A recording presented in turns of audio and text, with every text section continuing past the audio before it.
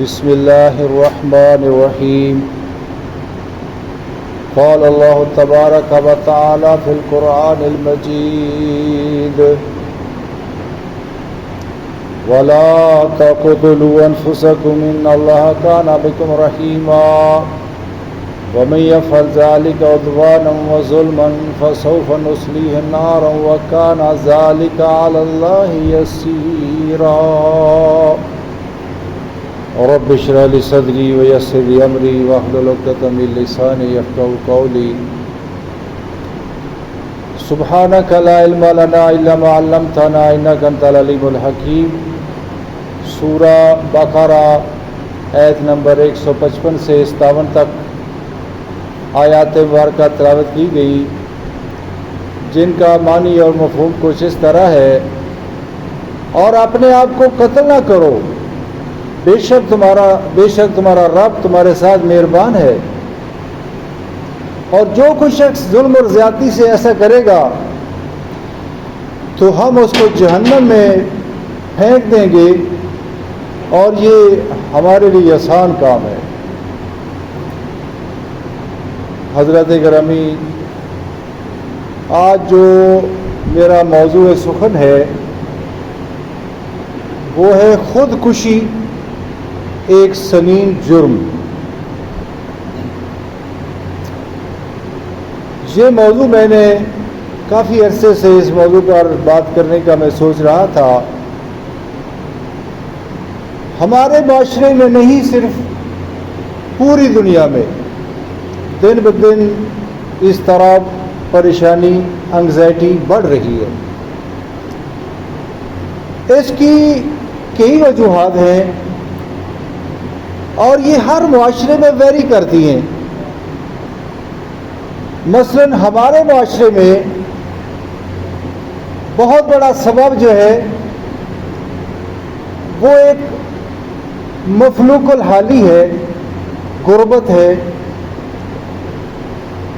لیکن ہم دیکھتے ہیں کہ دنیا کے وہ ملک جن کو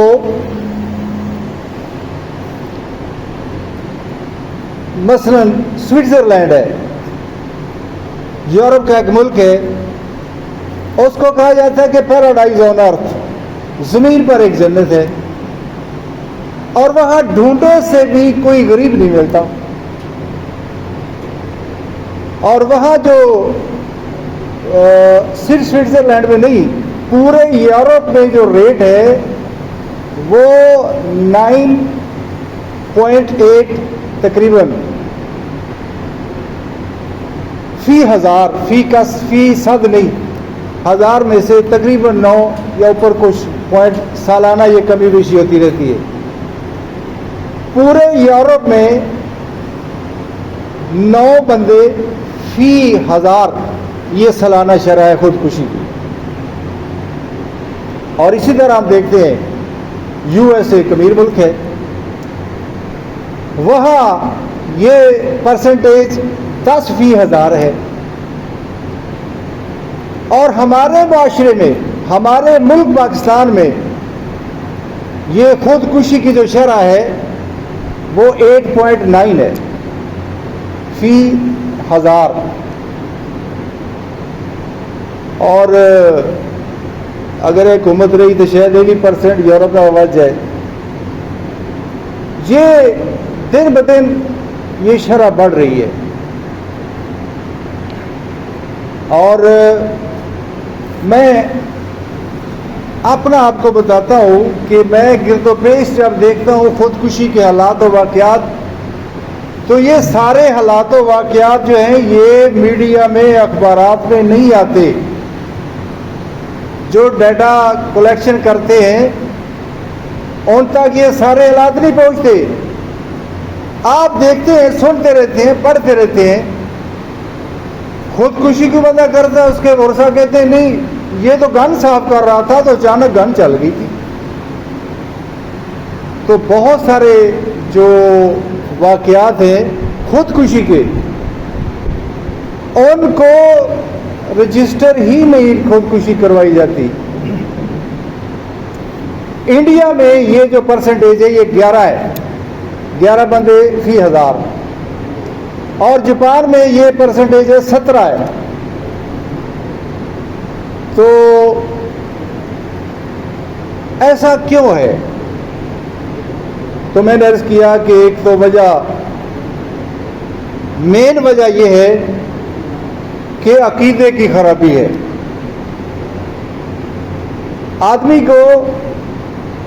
آدمی یہ سمجھتا ہے، جو خودکشی کرتا ہے وہ سمجھتا ہے کہ اس سے میری جان چھوٹ جائے گی۔ ہمارے معاشرے میں ہم دیکھتے ہیں 2 بہنیں لڑ پڑی، ایک نے جناب گولی کھائی، گولی اندر دم جلندر۔ اور گزشتہ سال ہمارے جنوبی پنجاب میں باول نگر یہی رحیم یار خاں کے علاقے میں اس قدر خودکشی کے واقعات ہوئے کہ گورنمنٹ کو ایک پنساری کی ایٹم ہے، میں انٹینشنلی اس کا نام نہیں لینا چاہتا، ایک پنساری کی ایٹم ہے، اس کو پنساریوں سے گورنمنٹ نے بند کروا دیا، ان کو رکھنا منع کر دیا۔ عام سی چیز ہے۔ تو تھوڑی سی لڑائی جھگڑا ہوا اور لوگ جناب وہ پنساری کے پاس گئے، وہ دوائی لی اور کھا لی۔ اور گندم کی گولیاں تو خاص طور پر بہت مشہور ہے۔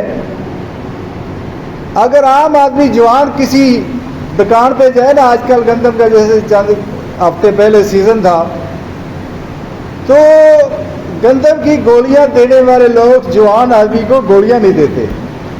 عمر سیدھا آدمی جائے گا گندم میں گولیاں رکھنے کے لیے، وہ ان کو دیں گے، نوجوان کو گولیاں نہیں دیتے۔ اور یہ ایک تو یہ وجہ ہے، دوسری وجہ یہ بھی ہے کہ عام لوگوں کی تربیت والدین نہیں کر سکتے یا ہوتی نہیں ہے، یا کوئی اولاد لینا بھی نہیں چاہتی۔ بچے جو ہے عاشقی مشوقی کے چکر میں پڑ جاتے ہیں، اور پھر وہاں جب ان کا مقصد حاصل نہیں ہوتا تو پھر وہ خودکشی کی طرف راستہ اختیار کرتے ہیں۔ ابھی اسی ہفتے کی بات ہے، پاکستان کی بات ہے، ہمارے جنوبی پنجاب کی، کہ ایک جوڑے نے محبت میں ناکامی پر جناب ٹرین کے آگے کود کر جان دے دی۔ تو اسی طرح ہم دیکھتے ہیں کہ غربت کی وجہ سے ایک ماں نے جناب بچوں سمیت نہر میں چھلانگ لگا دی، اور باپ نے بیٹے کو ڈانٹا کہ آپ نے موبائل نہیں رکھنا، اور نے کہا میں موبائل نہیں رکھنا تو میں بھی نہیں رہنا، پھر اس نے جناب خودکشی کر لی۔ تو حضرات گرامی، یہ پرسنٹیج دن بدن بڑھ رہی ہے۔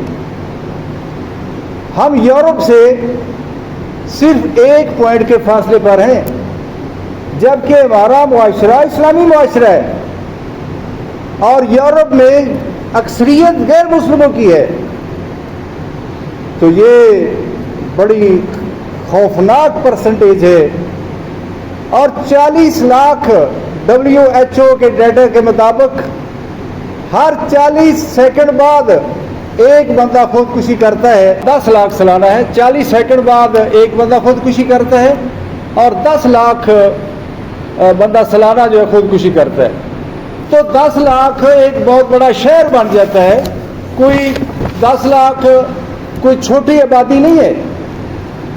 تو حضرات گرامی، یہ تشویش سیاسی طور پر، معاشی طور پر، سماجی طور پر یہ معاشرے انتشار کا شکار ہیں، اور ہمارا معاشرہ بھی بے دینی کی وجہ سے یہ سارے مسائل پیدا ہوتے ہیں۔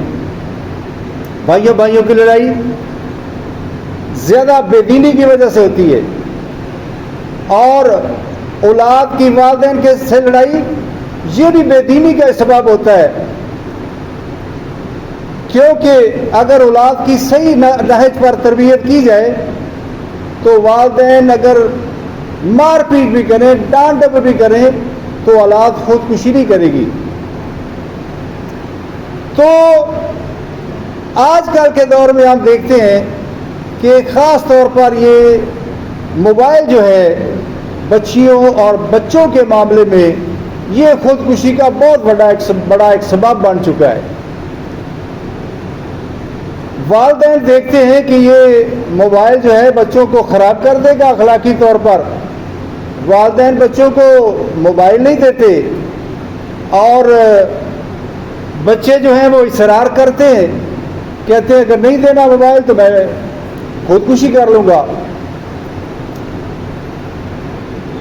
صحیح بخاری میں روایت ہے، جناب رسول اللہ صلی اللہ علیہ وسلم نے فرمایا کہ سابقہ امت میں ایک آدمی تھا، تو اس کو ایک زخم لگا، تو اس کو وہ برداشت نہیں کر سکا، اس نے خودکشی کر لی۔ تو حضور نے فرمایا کہ اللہ پاک نے فرمایا کہ میرے بندے نے اپنی جان کے بارے میں جلدی کی، حرمت علیہ الجنہ، تو میں نے جنت کو اس پر حرام قرار دے دیا۔ احد کے معرکے میں ایک آدمی تھا، قزمان اس کا نام تھا، وہ بڑی جواں مردی سے لڑا،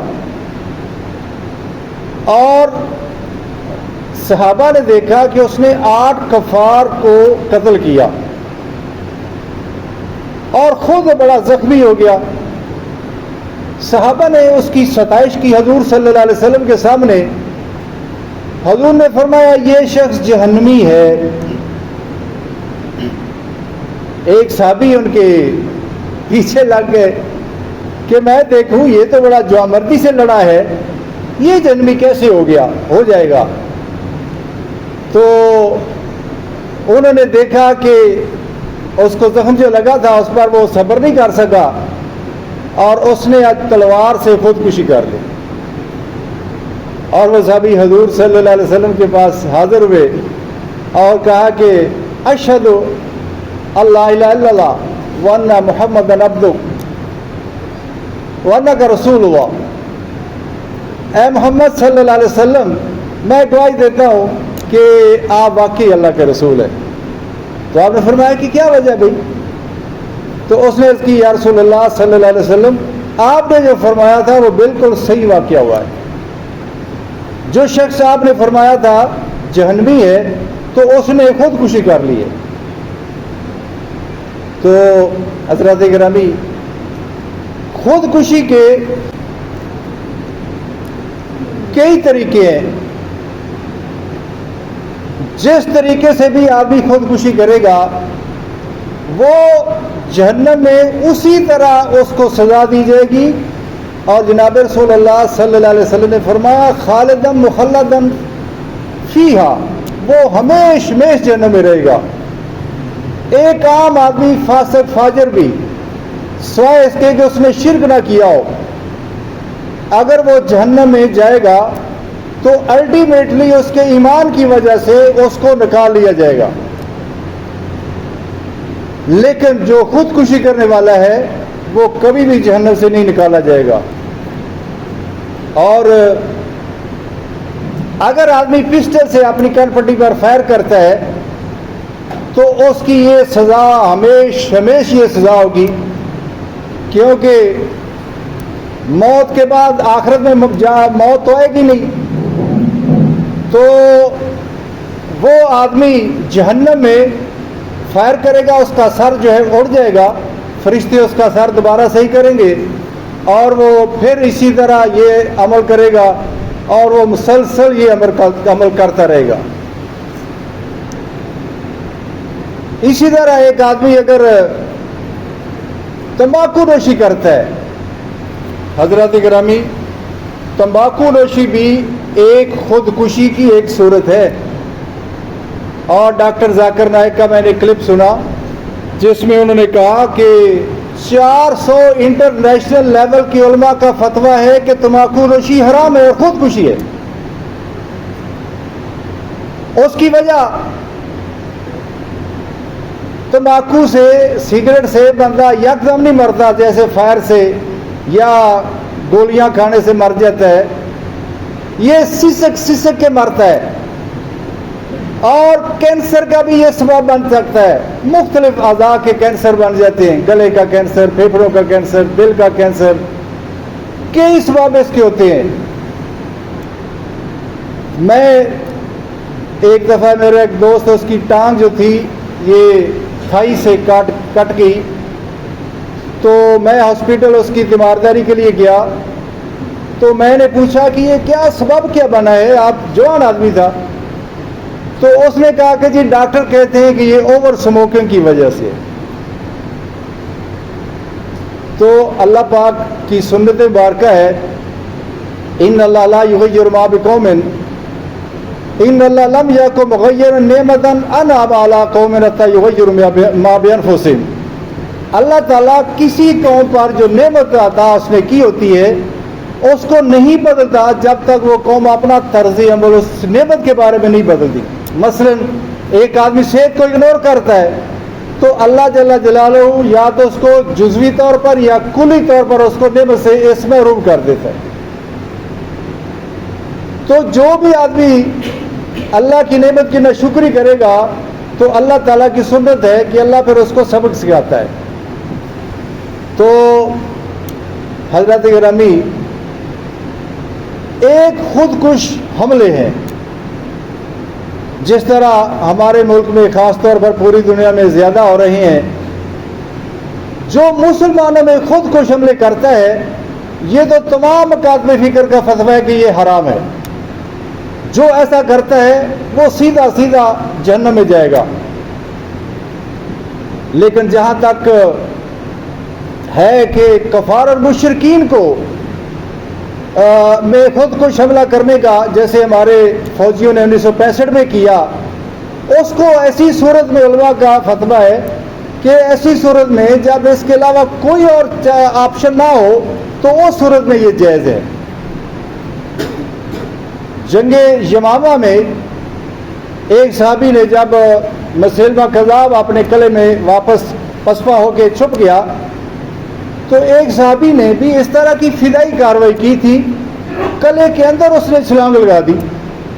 حالانکہ بظاہر سیدھا سیدھی یہ موت تھی، لیکن اللہ تعالیٰ نے ان کو بچا لیا. انہوں نے قلعے کے جو دربان تھے ان کو قتل کر کے جو قلعے کا دروازہ جو تھا وہ کھول دیا. تو میں چند گزارشات آپ کے سامنے کروں گا کہ ایسی وجوہات کا سد باب کیا ہے. تو اس کا سد باب یہ ہے کہ آپ اپنی اولاد کو اپنے حلقہ احباب میں، اپنے دوست احباب میں اس بات کو رواج دیں، عام کریں کہ عقیدہ آدمی کا درست ہو جائے. یہ جو مصائب اور پریشانیاں ہیں ان سے آدمی دل برداشتہ ہو کر خودکشی کرتا ہے، تو کیا اس کو ان کو سمجھایا جائے کہ بھائی ایسے مرنے سے مصیبتیں ختم نہیں ہوتی. اور شیرن آپ تو گھبرا کے یہ کہتے ہیں کہ مر جائیں گے، مر کے بھی چین نہ پایا تو کدھر جائیں گے. تو اصل زندگی تو موت کے بعد شروع ہونے والی ہے. تو اس دنیا کے مصائب کیا مصائب ہیں بھائی؟ بڑے سے بڑی مصیبت اگر کسی کو آتی ہے تو موت اس کا خاتمہ کر دیتی ہے، لیکن جب موت کے بعد جو حالات ہیں جہنم کے تو اس کا خاتمہ کیسے ہوگا؟ تو لوگوں کی یہ تربیت کی جائے کہ بھائی اگر آپ کو مصائب پریشانی آتی ہیں تو اس کا آخرت میں آپ کو اس کا اجر ملے گا. جیسے اللہ پاک فرماتے ہیں انما یوفی الصابرون اجرهم بغیر حساب، صبر کرنے والوں کو تو میں ان کا اجر بغیر حساب کے دوں گا. اور سورہ بقرہ میں اللہ پاک فرماتے ہیں کہ الذین اذا اصابتهم مصیبۃ قالوا انا للہ وانا الیہ راجعون اولئک علیہم صلوات من ربهم ورحمہ واولئک هم المہتدون. وہ لوگ جب ان پر کوئی مصیبت پریشانی آتی ہے تو وہ کہتے ہیں انا للہ وانا الیہ راجعون، ہم اللہ کی ملک ہیں، اس کی طرف سے آئے ہیں، اس کی طرف ہم نے لوٹ کر چلے جانا ہے۔ یہ وہ لوگ ہیں جن پر ان کی رب کی طرف سے رحمتوں کا سایہ، اللہ کی عنایات ہوتی ہیں، اور یہی وہ لوگ ہیں جو اپنے دعویٰ ایمان میں سچے ہیں، اور یہی ہدایت یافتہ لوگ ہیں۔ اور اللہ پاک فرماتے ہیں قُل لَن يُصِيبَنَا إِلَّا مَا كَتَبَ اللَّهُ لَنَا، میرے نبی صلی اللہ علیہ وسلم آپ فرما دیں کہ ہماری قسمت میں جو تکلیف لکھی ہوئی ہے وہی ہمیں ملے گی، اس کے علاوہ ہمیں کوئی تکلیف نہیں ملے گی۔ اور اللہ پاک فرماتے ہیں ما اصاب من مصیبت فی الارض ولا فی انفسکم الا فی کتاب من قبل ان نبرأها ان ذلک علی اللہ یسیر لکی لا تأسوا علی ما فاتکم۔ کوئی مصیبت، کوئی پریشانی جو آپ کو پہنچتی ہے یا زمین پر نازل ہوتی ہے، وہ میں نے آپ کی پیدائش سے پہلے لکھی ہوتی ہے، تاکہ جو چیز تجھ سے چوک جائے، مس ہو جائے، سلپ ہو جائے، اس پر پچھتانا نہیں۔ وَلَا تَفْرَحُوا مَا آتَاكُمْ، جو تجھے مل پر اس پر اترانا نہیں۔ تو آدمی پریشان کیوں ہوتا ہے؟ ماضی کے واقعات اس سے جو سرزد ہوتے ہیں اس کے بارے میں پریشان ہو کر وہ خودکشی کا ارتکاب کر بیٹھتا ہے، اور اللہ کی رحمت سے مایوس ہو جاتا ہے۔ اللہ پاک فرماتے ہیں سورہ یوسف میں اِنَّهُ لَا یَئِسُ مِن رَوْحِ اللَّهِ، حضرت یعقوب علیہ السلام نے یہ بات کہی تھی کہ اللہ کی رحمت سے مایوس نہ ہو، الا القوم الکافرون، اللہ کی رحمت سے تو کافر لوگ مایوس ہوتے ہیں۔ اور سورہ ہجر میں ابراہیم علیہ السلام کی بات ہے، ابراہیم علیہ السلام نے فرمایا من یقنط من رحمت ربی الا الضالون، اللہ کی رحمت سے تو گمراہ لوگ مایوس ہوتے ہیں۔ تو جو لوگ گمراہ ہیں، کافر ہیں، تو وہ ان کا تعلق اپنے رب سے جب نہیں ہوتا تو وہ خودکشی کا ارتکاب کرتے ہیں، لیکن مومن جو ہوتا ہے اس کا جب اس کو پریشانی آتی ہے تو اس کا دھیان اپنے رب کی طرف ہوتا ہے۔ اللہ پاک فرماتے ہیں إِن يَمْسَسْكَ اللَّهُ بِضُرٍّ فَلَا كَاشِفَ لَهُ إِلَّا هُوَ وَإِن يُرِدْكَ بِخَيْرٍ فَلَا رَادَّ لِفَضْلِهِ، اگر تمہیں کوئی مصیبت پہنچتی ہے تو میرے سوا اس مصیبت کو دور کوئی نہیں کر سکتا، اور اگر میں تمہارے ساتھ کوئی بھلائی کا ارادہ فرما لوں تو اس کو کوئی روک نہیں سکتا۔ تو کوئی پریشانی آتی ہے، کوئی مصیبت آتی ہے تو اس کا بھی حل ہمارے اللہ نے اور ہمارے آقا جناب رسول اللہ صلی اللہ علیہ وسلم نے ہمیں بتایا ہے۔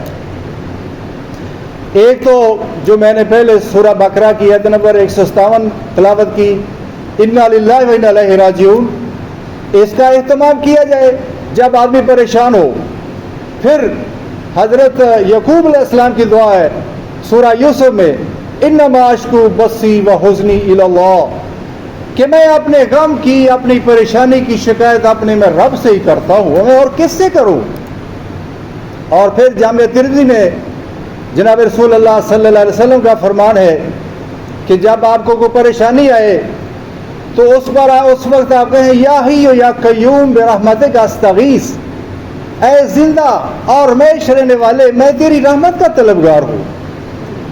اور پھر سورہ یونس کی آیت نمبر 87 آیت کریمہ بھی اس کو کہا جاتا ہے لا الہ الا انت سبحانک انی کنت من الظالمین، الہی تیرے سوا کوئی معبود نہیں، میں نے اپنی جان پر ظلم زیادتی کی ہے، مجھے معاف کر دے۔